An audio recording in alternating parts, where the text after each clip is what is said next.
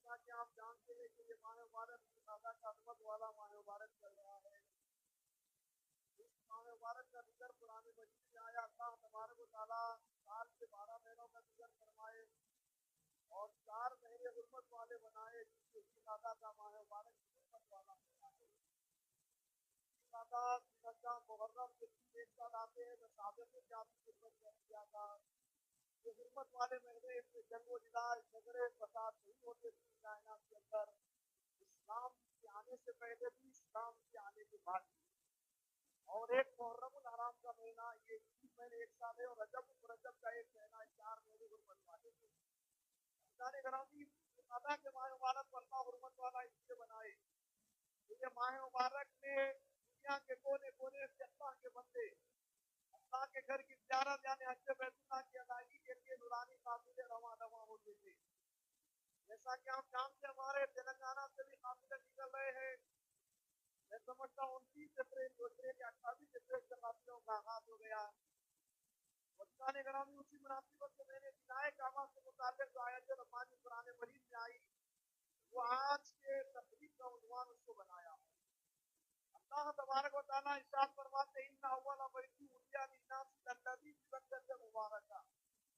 دنیا میں اللہ کی عبادت کے لیے جو گھر سب سے پہلا بنایا گیا ہے وہ مکہ المکرمہ کعبۃ اللہ ہے جو برکت والا ہے اور لوگوں کی ہدایت کے لیے بنایا گیا عبادت کا گھر اللہ کا. اور جان گرامی اس کی تاریخ میں مختصر ہم سے بولتے خدا صادق نے بھی کیا تھا. 1 سال ہو گیا آپ کی خدمت میں رکھنا چاہتا ہوں. عظمت کعبۃ اللہ کی عظمت اس لیے ہے کہ اللہ تبارک و تعالیٰ سے اس کی نسبت سے اللہ کا گھر ہے. مسیح کی عظمت مکان سے ہے, مکان کی عظمت مسیح سے ہے. وہ ایمان گرامی اللہ کے گھر کی عظمت ہمارے جب دلوں میں بیٹھ جائے گی تو یقینی بات ہے کہ اس کا احترام بھی ہمارے دل میں آ جائے گا. اشد حب اللہ کے تحت ہم اللہ سے شدت سے محبت کرتے ہیں, اللہ سے بہت زیادہ محبت کرتے ہیں. اللہ کے شاعر اللہ کی محبت کرنا ہمارے ضروری ہے. اللہ تبارک و تعالیٰ کا گھر اس غیر میں 4 دیواریں ضرور ہے لیکن اللہ سے نسبت ہے اس کی, اسی لیے اس کا احترام اہل ایمان دل و جان سے کرتے ہیں. ایمان گرامی یہ جو اللہ کا گھر ہے تو سب سے پہلے کون بنائے مورخین لکھتے ہیں حضرت عبداللہ ابن عباس رضی اللہ تعالیٰ عنہ, ابو ہریرہ رضی اللہ تعالیٰ عنہ راوی ہے کہ جب زمین نہیں بنائی گئی تھی یہاں پہ پانی تھا تو یہاں فرشتے آباد سے پانی کے اوپر وہ فرشتے اللہ کی عبادت کرتے تھے. وہ فرشتے تسبیحات اللہ کی پاکی کبریائی بیان کر رہے تھے لیکن ثواب سے محروم تھے. وہ عرض کرنے لگے الہ العالمین ساتویں آسمان پہ تیرا ایک گھر ہے جس کو بیت المعمور اور بیت العزت کہتے ہیں. قرآن مجید میں سورہ طور میں جس کا ذکر آیا ہے والبیت المعمور بول کے ذکر آیا ہے. تو فرشتے عرض کرنے لگے یا اللہ وہ تیرے گھر کا طواف کرتے تھے فرشتے, ہم وہ طواف سے محروم ہیں یا پانی کے اوپر. اللہ کے نبی کریم علیہ السلام ارشاد فرماتے اللہ کا جو گھر ہے بیت العزت آپ نے آسمان پہ اس کے اوپر اللہ کا عرش ہے اور اللہ تبارک و تعالیٰ کی کرسی ہے.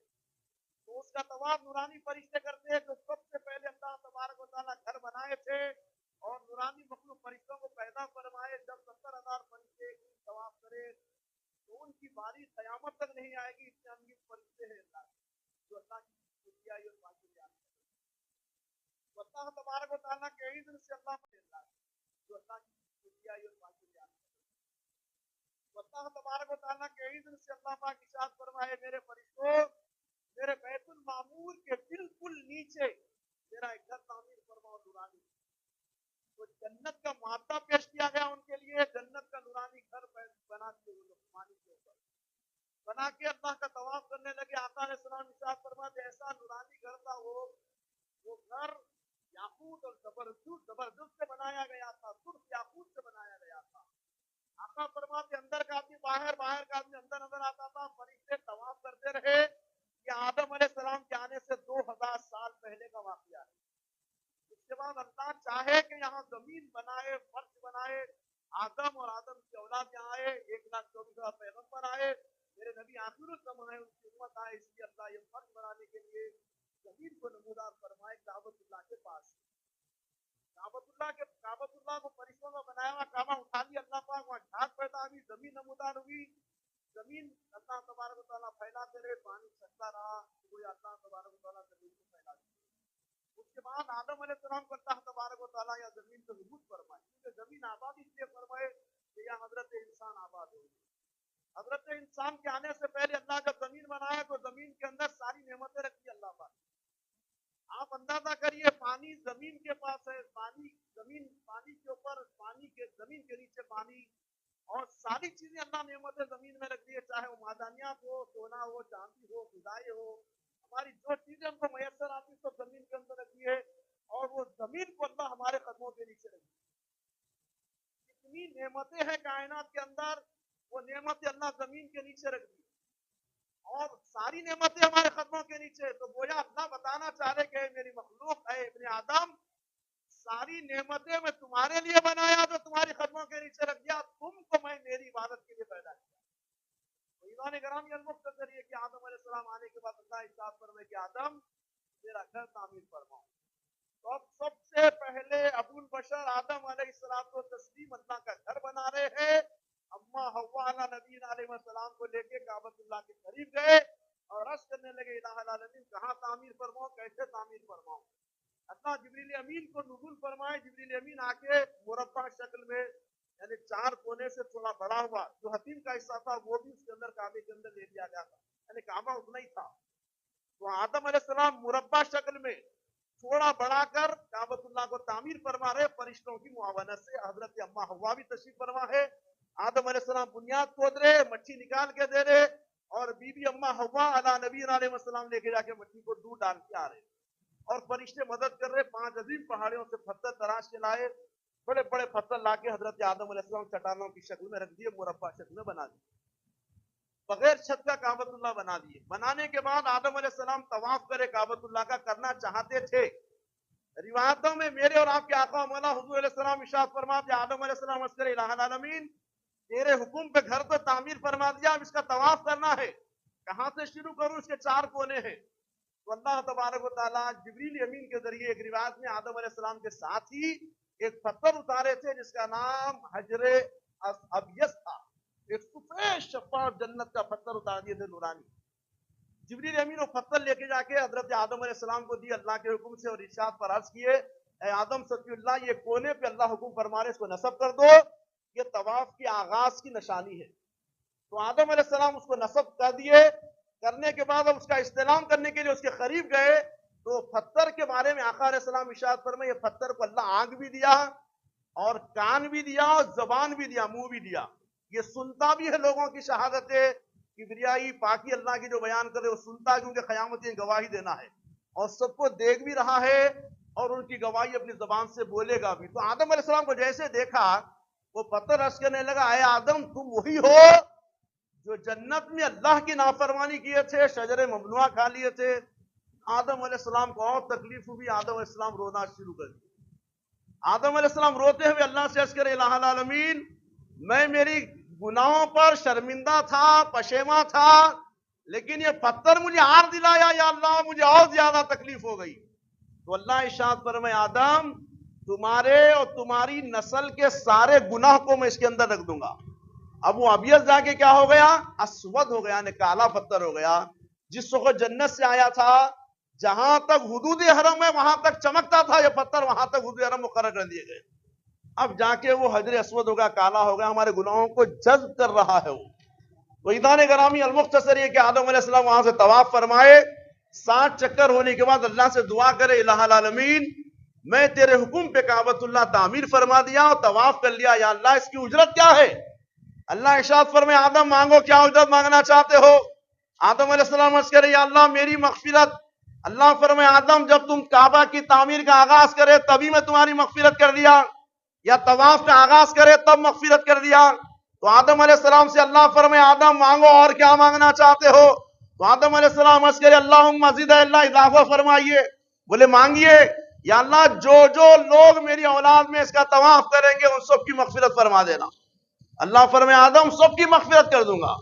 پھر آدم علیہ السلام دیکھے دریائے رحمت الہی جوش میں ہے تو آدم علیہ السلام اور مانگے کہے الہ.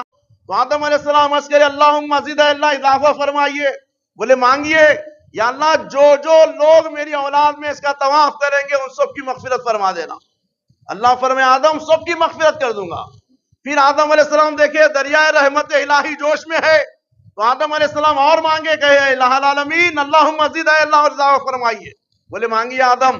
بولے یا اللہ میں جانتا ہوں، کیونکہ آپ کو معلوم ہے حدیث نبوی سنے ہوگے درس کے دوران کہ آدم علیہ السلام جب پیدا ہوئے تو اللہ ان کی پشت سے ساری ذریت کو نکال کے بتا دیے تھے آدم علیہ السلام کو، یہ دیکھو تمہاری اولاد ہے، قیامت تک پیدا ہونے والے بیٹے بیٹیاں ہیں تمہارے، دیکھو. تو آدم علیہ السلام سب کو دیکھے تھے، ان میں حضرت داؤد علیہ السلام کو دیکھ کے آدم علیہ السلام روک کے عرض کرے الہ العالمین یہ کون ہے نوجوان؟ بولے یا آدم یہ تمہارے بیٹے حضرت داؤد ہے. بولے یا اللہ کم سنا ان کی عمر کتنی ہے؟ بولے 60 سال ہے. بولے یا اللہ اتنا حشاش بشاش ہے اور 60 سال؟ بولے آدم ہم مقدر کر دیا کوئی تبدیلی ہونے والی نہیں ہے. بولے یا اللہ ان کی عمر میں اضافہ فرمائیے. اللہ فرمائے آدم تم اپنی عمر میں سے دے دو. تو آدم علیہ السلام کی 1000 سال عمر تھی، 40 سال لے کے 100 پوری کر دیے. تو آدم علیہ السلام کی اب کتنی ہو گئی؟ 960 سال ہو گئے. جب آدم علیہ السلام کے 960 سال کمپلیٹ ہوئے تو فرشتہ ملک الموت آیا. تو آدم علیہ السلام عرض کرے ابھی 40 سال باقی ہے میرے. تو بولے آدم تم اپنے بیٹے داؤد کو دیے تھے نا؟ بولے یاد نہیں ہے میرے کو. تو اللہ ارشاد فرمائے قرآن مجید میں جب کوئی معاملہ داری کر لو تو 2 عادل گواہوں کو گواہ رکھ لو، ان دونوں کے درمیان تحریر میں لا کے گواہی کے ساتھ معاملہ داری کرو، کوئی بے و شرع. یہ حکم نازل ہوا. تو آدم علیہ السلام کو اللہ پاک ذریت بتائے تھے. آدم علیہ السلام عرض کرے الہ العالمین میری اولاد میں کچھ غریب بھی رہیں گے، وہ نہیں آ سکیں گے یہاں پر. جو لوگ تیرے بیت اللہ کا طواف کر کے ان کی مغفرت کی دعا کریں گے، یا اللہ میں دعا کرتا ہوں ان کی دعا قبول کر کے ان کی مغفرت فرما دے. اللہ ارشاد فرمائے آدم میرے گھر پہ آ کے جو غیر نیانے والوں کے مومنین مومنات کے حق میں دعا کرے گا میں ان کی توبہ بھی قبول کر لوں گا، ان کی مغفرت بھی فرما دوں گا. المختصر یہ کہ آدم علیہ السلام 1000 سال رہے، وہ کعبۃ اللہ برقرار رہا. آدم علیہ السلام کے دنیا سے پردہ فرمانے کے بعد چند سال کے بعد کعبۃ اللہ کو اللہ پاک اٹھا لیے. حضرت شیش علیہ السلام ان کے بیٹے دوبارہ تعمیر فرمائے. آقا علیہ السلام ارشاد فرماتے ہیں کعبۃ اللہ 10 مرتبہ بنیادوں سے تعمیر ہوا. ایک مرتبہ تو فرشتے تعمیر فرمائے آپ سن لیے، دوسری مرتبہ حضرت انسان ابو البشر سیدنا آدم صفی اللہ علیہ السلام تعمیر فرمائے آپ سن لیے. مختصراً آپ تاریخ میں آپ کے گوشے گزار کرا. تیسری مرتبہ بنیادوں سے حضرت شیش بن آدم علیہ السلام یعنی آدم علیہ السلام کے بیٹے حضرت شیش اس کو تعمیر فرمائے. وہ تعمیر برقرار رہی. حضرت نوح علیہ السلام 1000 سال کے بعد تشریف لائے. حضرت نوح علیہ السلام کے بعد آپ جانتے رضوان گرامی طوفان نوح آیا، کیونکہ ساری دنیا میں اللہ کی نافرمانی ہو رہی تھی اور چند لوگ اللہ کی عبادت کر رہے تھے، وہ جو حضرت نوح علیہ السلام سے جڑے ہوئے تھے. نوح علیہ السلام 950 سال تبلیغ کرنے کے بعد میں سمجھتا ہوں 70 لوگ، بعض روایتوں میں 80 لوگ، بعض روایتوں میں 100 کی تعداد بھی پوری نہیں ہوئی، مرد و خواتین اسلام سے مشرف ہوئے. 40 مرد اور 40 عورتیں اسلام سے مشرف ہوئی. اللہ حکم فرما دیے کہ نوح اب میں ساری قوم کو تباہ کرنا چاہتا ہوں، یعنی طوفان آنے والا ہے، آپ کشتی تیار کرو. نوح علیہ السلام کشتی تیار کرے. آپ جانتے ہیں کہ نوح علیہ السلام 3 منزلہ کشتی تیار کرے جن کے اندر ہر ایک کے جوڑے رکھ لیے مخلوق کے، چاہے وہ حیوانات ہو، جمادات ہو، نباتات ہو، انسان ہو، سب کے جوڑوں کو رکھ لیے. طوفان آیا، کعبۃ اللہ کو اللہ اٹھا لیے تھے، ایک سرخ تیلا باقی رہ گیا تھا. حضرت نوح علیہ السلام 10 رجب المرجب کو کشتی میں سوار ہوئے. طوفان آیا، 6 مہینے تک رہا. 10 محرم الحرام سے پہلے حضرت نوح علیہ السلام کی کشتی جا کے کعبۃ اللہ کا طواف کی. 40 دن تک طواف کرنے کے بعد حضرت نوح علیہ السلام اللہ سے دعا گو ہوئے تو اللہ تبارک و تعالیٰ ان کی کشتی کو جودی پہاڑ پہ لگا دیے اور پانی چھٹنے لگ گیا. تو حضرت نوح علیہ السلام کے بعد حضرت ابراہیم علیہ السلام تعمیر فرمائے، جس کا ذکر قرآن مجید میں آیا. انشاءاللہ ہم آنے والے ہفتے میں سماعت فرمائیں گے.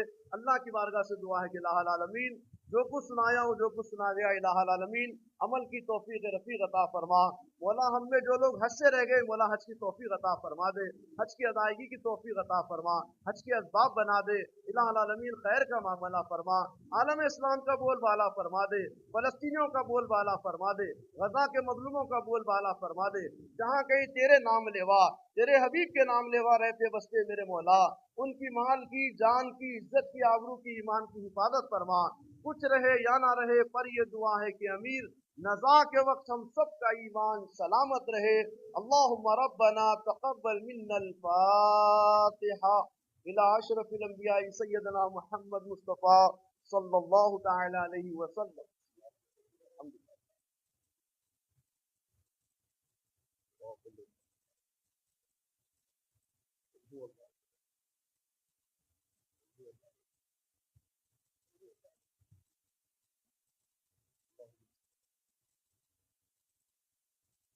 وقال الله تبارك وتعالى في شان عظمة النبي الكريم صلى الله تعالى عليه وسلم: إن الله وملائكته يصلون على النبي يا أيها الذين آمنوا صلوا عليه وسلموا تسليما.